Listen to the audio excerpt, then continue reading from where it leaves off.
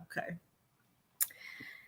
Hello, everyone, and welcome to this live episode of To the Moon, Allison, where we talk about the top and trending works in science fiction, speculative fiction, fantasy, and romance. I am so excited to be joined today by a romantic author of so many stripes, I lose track of them, DENISE N. Wheatley. Welcome, DENISE. Thank you for having me, Allison. I'm so excited to be here with you. I am too, and I am tearsing you. This is as festive as I'm going today. This is Coco. DENISE has got her iced tea, and we are ready to talk about a romantic suspense. And we were talking about how much alcohol is in here while we're both sitting there drinking our non-alcoholic beverages. Exactly. Please do not judge an author's beverage count by their actual blood alcohol count, because it's usually very different, all right? It's just the cranberry cocktails you mentioned in here. I'm like, is there a recipe for that? I know. There is. Where do I find the recipe for the cranberry cocktail? That's early on there, that there's a cranberry cocktail, and I was like, yeah. Tell me more. What goes in there besides obviously cranberries? Oh, you know what? I don't even have the recipe down. I found it online and put it. I should put the whole recipe in the book. That's what I'll start doing. Or just like bonus content. Yes. So you can see below here, we've got DENISE's website scrolling on the bottom. We should put that on there. So if you're like, I need to know how to make this cocktail, or heck, all the food in here, the sugar cookies and the different things that they're getting sent home with, we need those recipes too, because it's the holidays and we're hungry. Yes. So DENISE, can you tell us a little bit about yourself and a little bit about your background writing, and then we'll get to Backcountry Cover Up. Yes. So a little bit about me. I was born and raised in Chicago. I grew up in a household full of books. Both my parents loved books, but my father hated fiction. So my mother and I loved fiction. Father hated it. So growing up, I was all into the Beverly Clearys. Ramona Quimby has my heart. Judy Blume. And my father would always say, my mom was reading her Danielle Steele and Jackie Collins. Yes. And then so was I. So I was reading all her stuff, reading my stuff, and with my father in the back of my mind telling me, fiction isn't good enough. You should read nonfiction. What was he reading? So he's reading nonfiction. What were the books that your dad was sitting there looking down? My father would read the almanac. He did. He read the almanac. Because he loved crossword puzzles. So he did his crossword puzzles. The facts to pull out. Yes, but he loved history books. He loved reading about Westerns. He loved Hollywood, old Hollywood. So we had old MGM books, how Paramount Pictures started, things like that. So he had a lot of the nonfiction. He liked biographies. So Miles Davis, Nancy Wilson, things like that. He read a lot of that stuff while I was reading my good fiction. And him there, DENISE, this is not acceptable. Yeah, not good enough. So I didn't listen to him clearly. Thank you. Went to college, studied writing. As soon as I graduated, I started my first book, and I was just bound and determined to be published. That was always a goal, to be an author. So over the years, that's just been the dream. I started writing I Wish I Never Met You after college, and that was the first book I had published with Simon Schuster. And then it's just been an ongoing path from there. Well, and I wanted to bring up, you had said, Simon Schuster, and I introduced you as a romance author, and you have like every flavor of romance, because Backcountry Cover Up is one of the, I think, most fun subgenres, because it's romantic suspense. So it's like they're about to kiss, but gunfire. So you're literally getting this really tightly plotted murder mystery while watching two people fall in love and all of that. And I don't think that that's something that it's like a romance has the feels. And if I don't get the feels, I'm like, boo.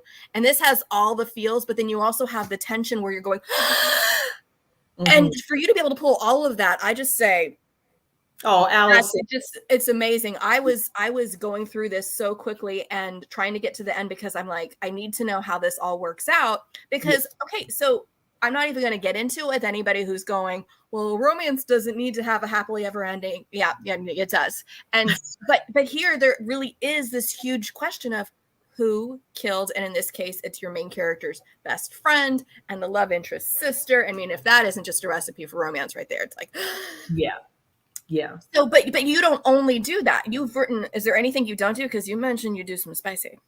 I've done some spicy. I wrote some spicy, and I love Christmas too. So I wrote a naughty jolly Christmas. That was a little bit of spice. Naughty jolly Christmas. Naughty jolly Christmas. Yes, that's okay. I need to have that. I need that like on a sweater, honestly, or maybe a mug. I mean, this is very peace, joy, and love. It's very cute, but I mean, I kind of want one that says Naughty Jolly Christmas. So if you can get me some links to some merch. Get some swag, absolutely. Yes. So I've done a little Steamy Love Holiday. So Steamy Holiday, I wrote a Valentine's follow-up to that book too. So love that, done that. And I think that, well, I don't know if we still use the term chicklet. Do we still say chicklet? Okay, I don't have a problem with the term chicklet, except I always think of chicle and then it's gum. So right. We have to just make sure we really enunciate the chicklet, not chicklet. Right. Because I don't even know if that's I don't even know if that's a thing. The gum is still a thing. I don't know if that term is still a thing, but I think I Wish I Never Met You was considered that, and some women's fiction mixed in. So I've done that. And then the sweet Christmas stuff. I love that. The Hallmark. Yes. The hot cocoa. I mean, yes. I really I don't know why I brought the whole thing. It's mostly empty. My husband's been hitting this thing hard. I don't think there's anything left for me, but which explains this is cocoa, and I wouldn't put that on like booze. That would be weird. I mean, I guess you could, but no.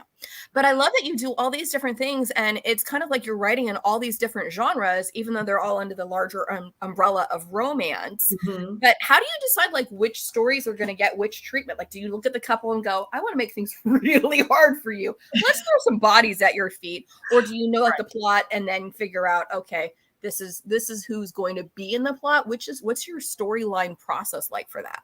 Well, it depends on which genre I'm writing in or which subgenre. With suspense, I definitely come up with the plot first, because I think that's such a huge part of writing romantic suspense. And, there's a fine line. You talk about writing the romance and writing the suspense aspect. There's a fine line you have to walk, because, excuse me, it can be pretty awkward when you've got a murder investigation and you're on the crime scene, but then you're like, oh, but he's so hot. Right. So you have to kind of walk that line and figure out where you can add the romance and add that attraction and that energy while trying to figure out who your killer is. Yeah, without it being like super inappropriate, like detective, this is not the time to be making out against that tree. That tree is part of the crime scene. You probably should. You're contaminated in the crime scene. You're messing up the evidence. Step away from the tree. Yeah. Right. So definitely with the suspense novels, I think I come up with that suspense plot first, and then the characters, I figure out what their jobs are. That occupation is always so important in how they're going to figure out the crime, because also with these books, they have to work together. They both have to have a vested interest, a personal interest in the crime and how it affects them. So that always helps. But then with other books, I think I can create, with the other subgenres, I create the characters first. And I think about, is a character wounded? What is their conflict? What are they coming off of?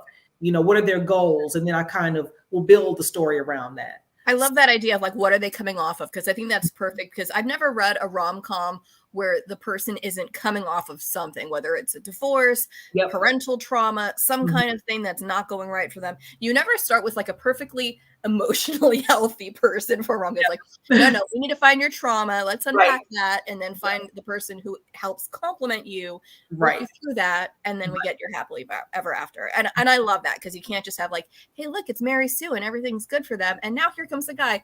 They're happy. That's boring. We don't want that.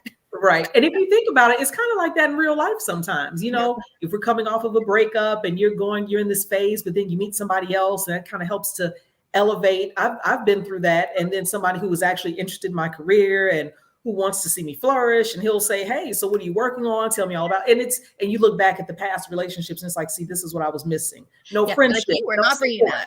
Exactly.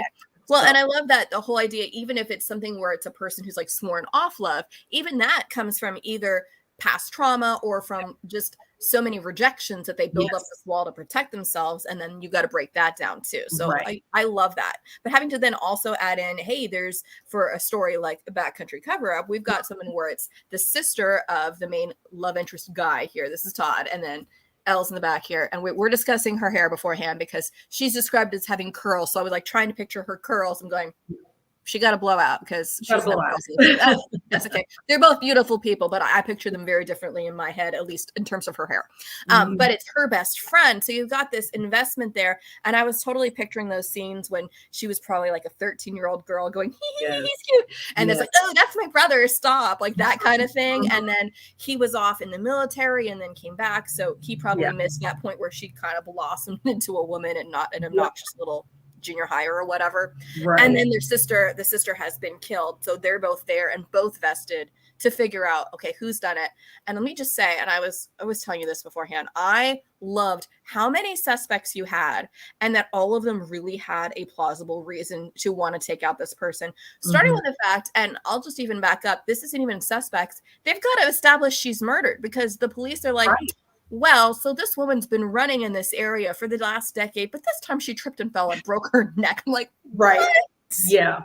Yeah. Okay. The fact that her brother works for the sheriff's department. Yes, it's like, and they won't throw him a bone and help him out with this investigation. Yeah. No, I wanted to smack everybody at the sheriff's department the entire time until pretty much the end, because they're like calling him into trainings. And I get he's a trainee, so he has to go to trainings. But it's like, dude, sister just got murdered. Can you give him just a little bit of slack there? And then, you know, he's got another, what is it, a forensic examiner or a coroner come over and has some different findings. And they're like, why did you do that?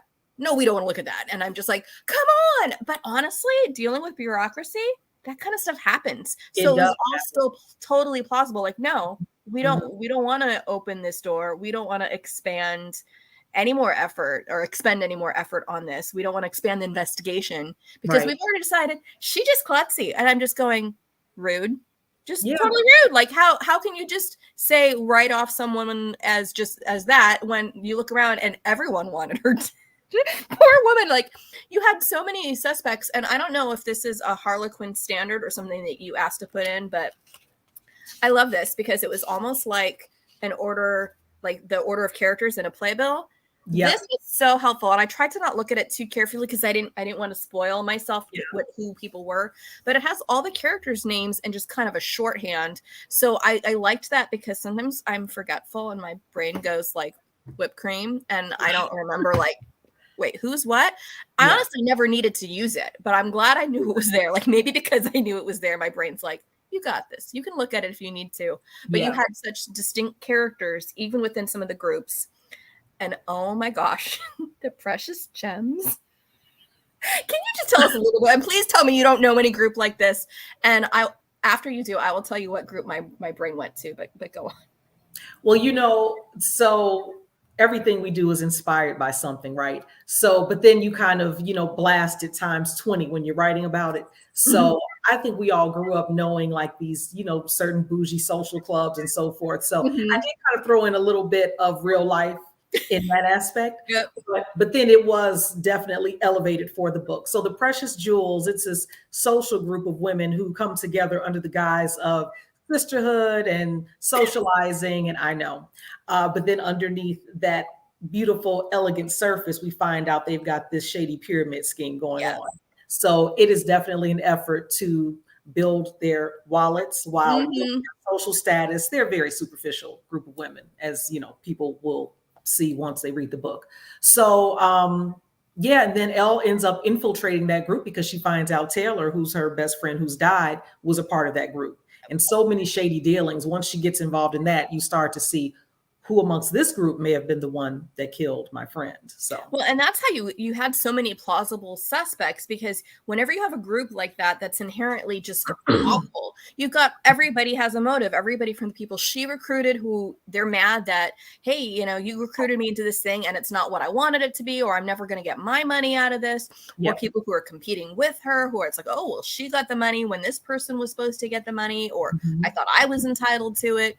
Or even the people in charge of it, especially when you find out that it's like, yeah, maybe they didn't like that they were being competed with, or this person's doing too well, or she's not bringing the right class of women. Because you've got everything there from social type classes and elitism, and then even just the total superficiality of like, how do you dress when you come to these meetings? And are you bringing in the right kind of person? And it's just, all of that just made me cringe. But the pyramid scheme aspect of it made me think of a lot of like the multi-level marketing scheme. Absolutely. And who hasn't gotten hit up for that type of thing, right? I still wear a lot of the leggings that I bought from those things just because I'm like, you know what? After I had kids, they felt really comfortable. And then that thing blew up into, you know, there's a documentary about all that. And I'd heard what some people had to do about being pressured to like get a second mortgage on their house and basically throw money into stuff. And it's, I don't want to paint all of these things with the same broad brush, because I know there are ones where it's like you're selling things, but you don't have to put out your own money really to do it, and you can kind of ease out whenever you want.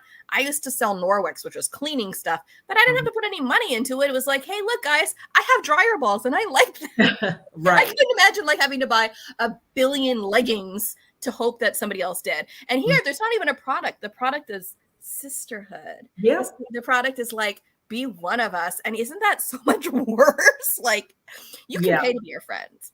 And it's status, if you join this group, you'll get invited to this event, and you'll, so there are definitely perks with it too. And that's that social status. That's another reason within this town why the police were trying to bury it. You had connections with the sheriff's department and this group, and they don't want the town to look bad. They don't want the community to be in an uproar thinking they have a killer on the loose. So it's like, let's just bury this. It was an accident. She tripped and fell. And then to find out maybe this wasn't the first time. People are just so clumsy. Yeah. And then, more stuff happens. I don't want to spoil too much of what, because we talk, we're not going to tell who did what, and we're not going to say any of it.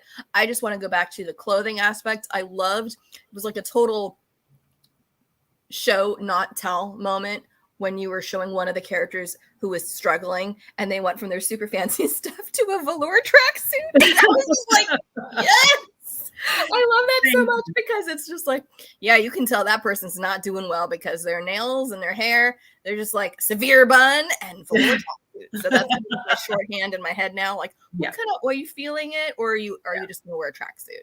It's like, I had my appendix out recently, so I'm in tracksuits just because I'm not allowed to be wearing anything too tight around there, but that was not her excuse. She's just like, losing it. That's when you knew things were falling apart. Things were not as they seemed, because she was out of the Chanel suits. So, and thank you for that compliment. I love that, because I've been told, the show versus tell is where it's at. I really work hard to try and do more. And that's just in our writing conversation, do more showing and trying not to do the tell thing. Well, and you did that through the entire book. I mean, all of it was very well crafted. And it's funny because sometimes I feel like people look down on romance. And as a romance writer, I get very upset about that. But I used to be one of those people because I didn't really read a lot of it. And I just thought, oh, well, that doesn't really take a lot of work. They fall in love, whatever. But okay, first off, to make that realistic and convincing, it does take a lot of work to make sure that the people, you're feeling what they feel. And if you're not conveying that, it doesn't work. And you did that so well, just with how they're looking at each other. And you had a few little, just slightly naughty things in there. I would say this was definitely one. Your mom can read this. No one's going to be like, oh, my eyes at some point.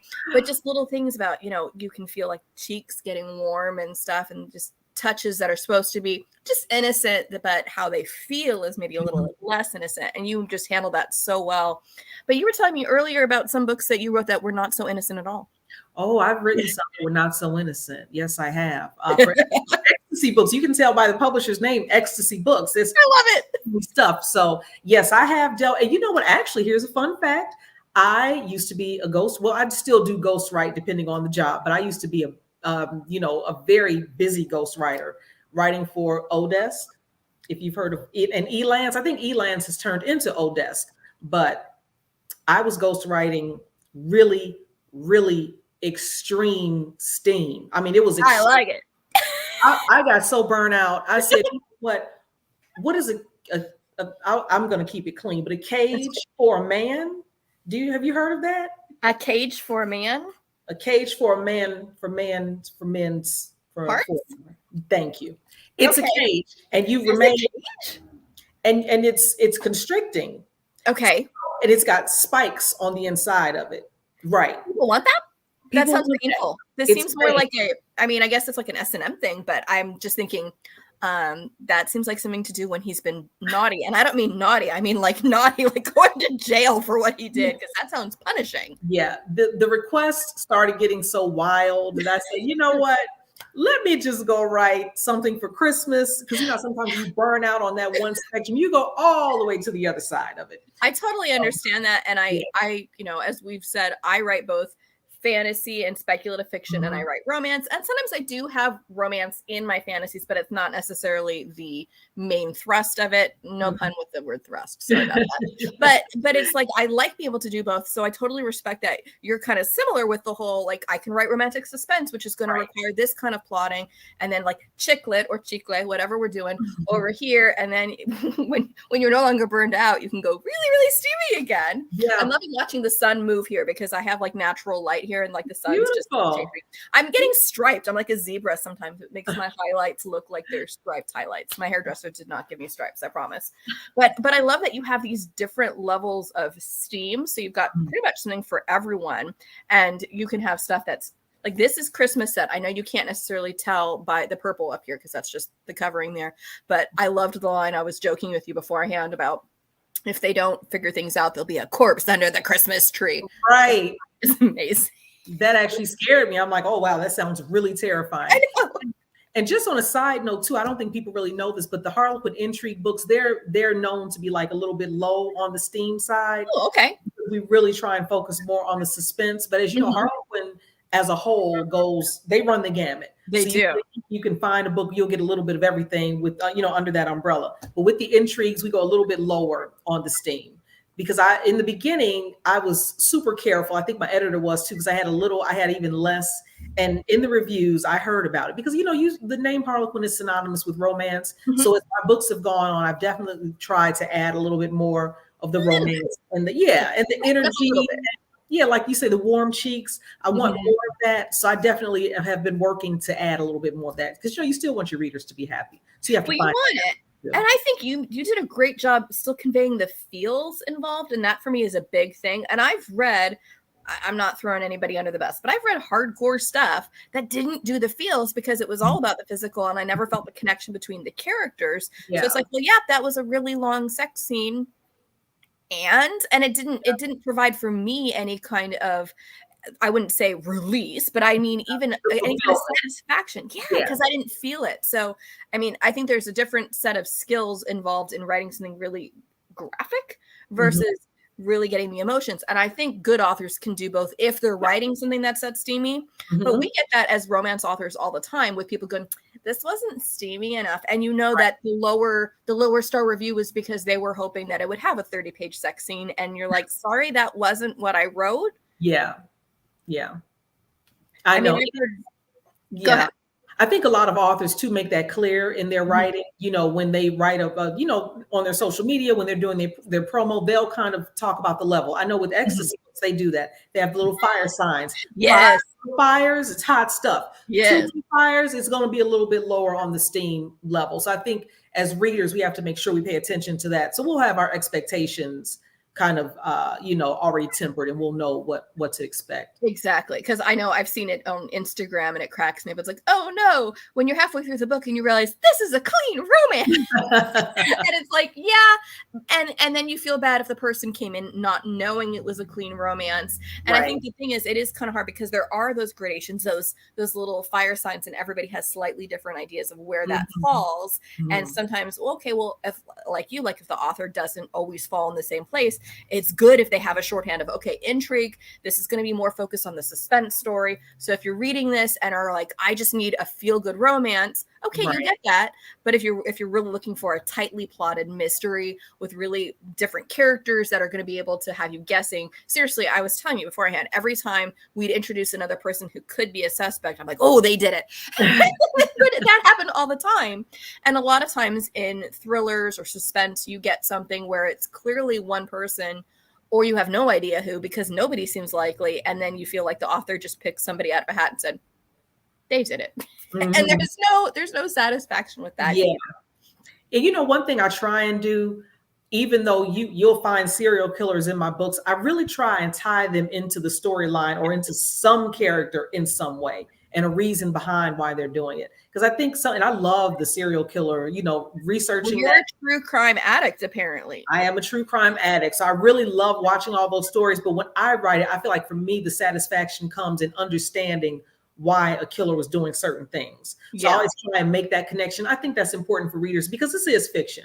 And of course, we do know we've got killers out here who just do it for the thrill. Who are just like, well, you're a sick individual, but who wants to necessarily read a whole story and only find out it's like, yes, it was the ice cream man down the street who just has an irresistible urge to kill people who happen to be wearing red. Right. And I think that might work for some books or some, authors, but I think for me, I always like to have some type of tie because I think that's just more satisfying, at least for my readers, from the feedback I've gotten. They like that there's a tie. I loved how you did it, especially I can't not gonna say who or why, but there were explanations, some that made sense all along and some that you didn't see coming because there were things going on that were behind the scenes, and there were twists beyond just who did it, but other things happening. I mean, I told you one of my favorite twists beforehand, so I won't say, but there are twists beyond just the main plot line as far as, okay, who did it? And I love that too, because sometimes it's like, oh yeah, it's a murder mystery, you're going to get this twist, but to get extra twists is like, oh, it's bonus. that keeps you reading and turning the pages. And I think that's one of the biggest things about a thriller is that need to turn the page because you don't know what's happening next. And you've got also this kind of threat of, okay, is this person going to strike again? Or are they just going to run off the road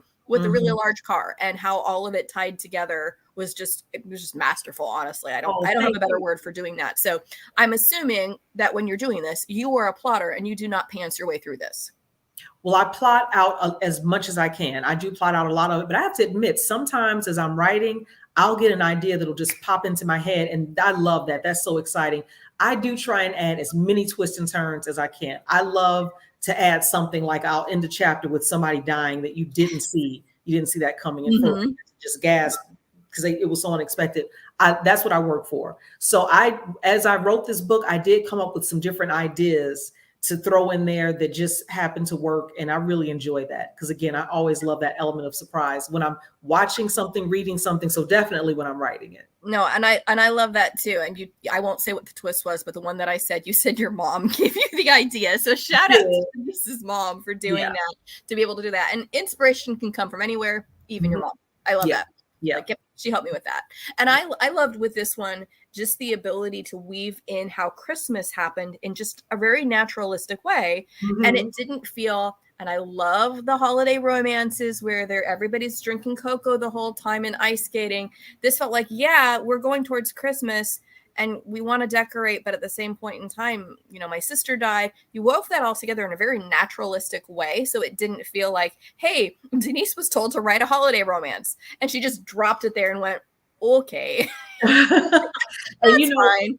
And the way it worked, I think in the very beginning, Elle lives in New York and she's going home to Bradford, North Carolina. So we already know that she'll be heading home soon. And then Todd calls her with this tragedy. He's like, bump up your trip home for the holidays. So that kind of set that pace. And, to be experiencing such a tragedy in what is supposed to be such a festive time of year, I always kind of enjoy that backdrop. I don't know if enjoy is the right word, but just having to deal with. I love tragedy. Here's the quote. I love tragedy and Christmas. I don't mean it that way, but like when they're driving down the street to go interrogate someone, and as along the street you see all these snowmen on the front lawns and children playing. So it emotionally, you can relate to these characters. She's looking forward to being, seeing her family, to seeing her friends.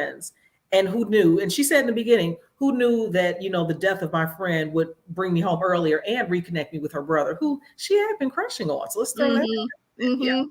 Gives hopes to the little sisters everywhere looking up at the bill. That's true. My friend's brother over there is looking mighty not like a teenager anymore. Let's just put it that way. Right. And I do love how you wove it in, even as a plot point. Not the brother part, but the Christmas aspect about why there would be more events at this time for them to go to, and things that would even center around, like there's one very tense scene where she's trying to just get home and everything's closed off for like, there's a Christmas taste of Christmas thing. And it's just like, she just wants to not die. How about that? How about Christmas, not die on the way home? That's not how to celebrate Christmas. Yeah, Christmas was getting in the way in some of this book. Like, but literally blocking her. Absolutely. And they're inviting her to the booth to come and try foods. And she's like, son, I'm not hungry. I'm trying to solve murder. So trying to not be killed while trying to solve a murder because she's not exactly able to do just unfettered, like, yeah, I'll just solve this in my spare time because people are coming after her and she still doesn't even know who. And the police are like, we really don't care. So, figure that out on your own time. So Denise, what are you writing now? Because it feels like you've got everything going on and possible things in the works for maybe movies. Tell us what's next and what we can find from you after everybody reads this, because this just came out. So grab that. And then what do we do next? So the next book I have coming out is called Danger in the Nevada Desert. So that is book 2 in my West Coast Crime Story series. So it's another love family mystery. The Heart-Shaped Murders was the first book in that series. So this will tell the story of Miles Love. He is reconnecting with a former lover of his in Nevada because they have a similar situation with the serial killer that his sister experienced back in California. So that'll take place in Nevada. He's going to try and help solve that case. That comes out, I think Harlequin will release it in May of next year. And then I think it'll be released everywhere else in June. And then right now I'm working on Murder at Vincent Vineyard, which is book 3 in that series. So that one tells the story of Lena and Miles's other brother, Jake. He's the older brother.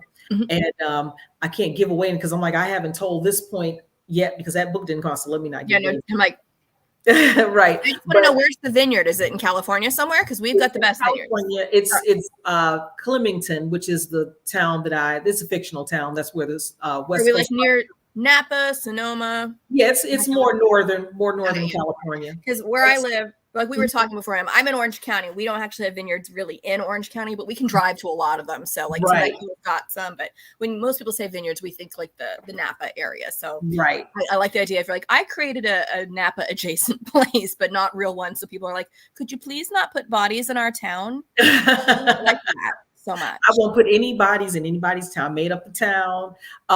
But that one is going to tell the other brother's story. His name is Jake Love.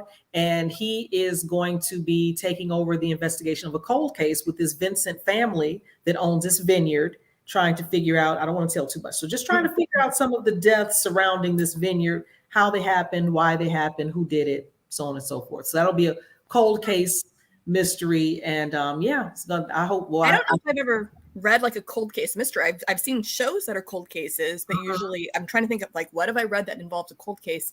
And I can't think of anything off the top of my head. Sometimes a murder will then bring up a cold case, but not one that just starts with a cold case. But I used to love watching that show, Cold Case. It just was called Cold Case. I'm like, the title was right there. But he's opening this one. His father's the chief of police in their town, and his father couldn't get that case solved. So he makes it his business because he wants to make his father proud. So he makes it his business to reopen it and try and figure it out. And once he reopens it, all hell breaks loose. So. Well, that's what you get for reopening cold cases. They were cold for a reason. We were given them space to do their thing. And then you were mentioning possible movies. Do you have anything that's coming out or that is maybe in the works or things we can look for on any of when we're doing our holiday channel surfing? Well, they're not out yet, but my book, Christmas in Full Bloom, that was published by Tule Publishing, that one has a production deal. And then Love at the Icicle Cafe is it's with an executive producer. So I have a shopping agreement on that one. So I love that. Is that a Christmas set one? I mean, you said Icicle Cafe. That's got to be Christmas. I love that. Christmas is set in a small town in Germany. And then Christmas in Full Bloom is set in Maple Valley, Michigan. Small town there. So yeah. That one doesn't sound like that's Christmas set. If it's Full Bloom, I feel like that's spring. Well, she's the woman who is the star of the story. She's a florist. So I love it. Yeah. No, well, and I feel like, especially for Christmas holiday romances, we will never get enough. I don't know what it is about Christmas, but we're like, we want to sit at home. We want to drink our cocoa and eat our popcorn or cookies. And we want to watch things that just make us feel warm and tingly inside. And I do like the fact that like no big city girlfriends were left behind in this, or big city boyfriends, because that's usually what happens with those where, oh, I left the big city guy behind and then I fell in love with my childhood sweetheart and I just broke his heart. Oops. Yeah, right. No, none of that there.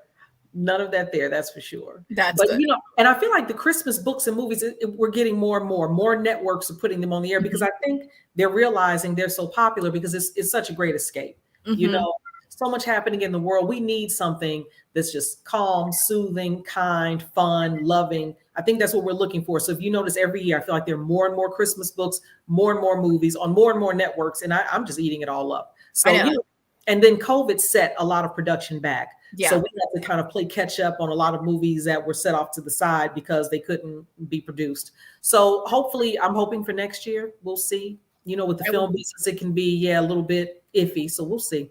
Well, yeah, and that's the thing with a lot of film deals. And I know I've talked to certain authors who are like, oh, your film deal. And he's like, well, I've had like 4 before and none of them happened. So I'm trying to not get too excited because that's just it. When something gets optioned, it doesn't necessarily mean it'll happen. And you might still get a payday out of it, but it's not the same as what you would get with the boost where people go, oh, there was a book, and then they go and do that. And you get the book boost and you get the cover that has like the guys playing it. And you go, oh, look, I know that guy. That's the cover you ask for them to sign it and you go, can I touch him? You're not supposed to do that. Even as an author, you're not supposed to pet the models. They're not puppies. We're not supposed to do that. We might go to jail.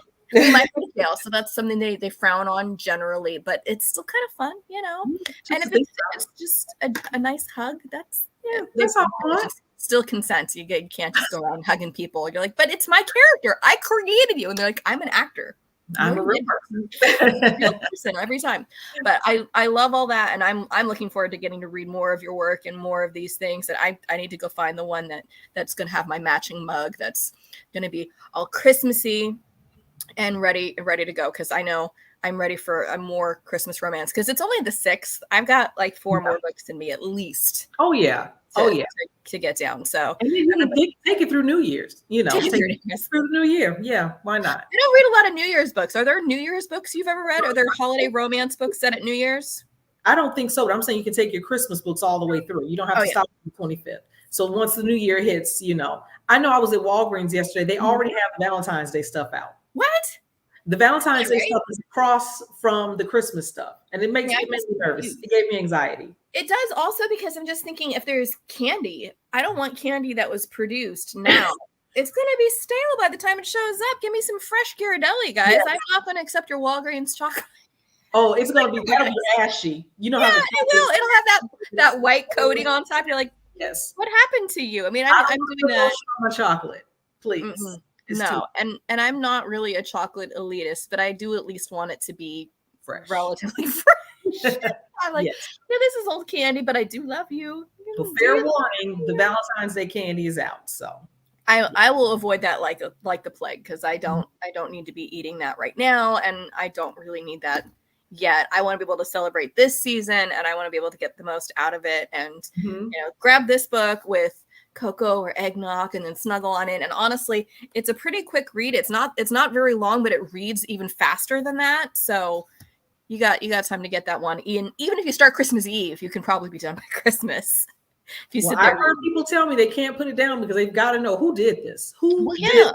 Yeah. Like I said, there's some people who it could be. You're not just like waiting for them to just tell you already. And I've read books like that where like, I get it. Could you just tell me and show me who the person is so we can get some kind of justice out of it? That's fine. Yeah. But in the meantime, I hope you have an amazing Christmas and an amazing New Year. And I'm looking forward to reading more stuff from you. And for everybody watching at home or watching on the replay, if you are watching on the Vox Vomitus channel, please like and subscribe so you don't miss a future episode of To the Moon Allison or Let's Scare Jennifer to Death, or of course, a Vox Vomitus. And thank you, Denise, for joining us. And until next time, we'll see you later. Thank you. Bye. Thank you for having me.